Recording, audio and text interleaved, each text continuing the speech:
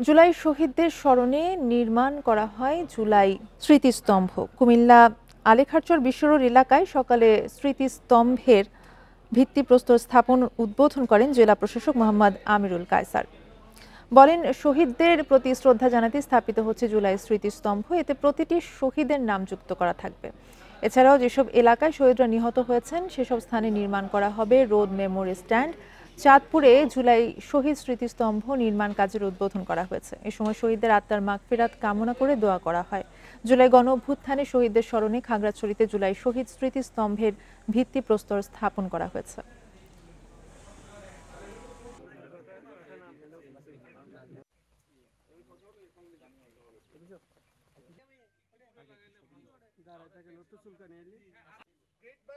তাদের আত্মার মাগফিরাত কামনা করছি এবং আমরা বিশ্বাস করি আগামী দিনেও যখনই কোনো স্বৈরতন্ত্র মাথাচাড়া দিয়ে উঠবে, আমাদের এই দেশের গণতন্ত্রপ্রেমী মানুষরা তাদের অধিকার আদায়ের জন্য ঝাঁপিয়ে পড়বে।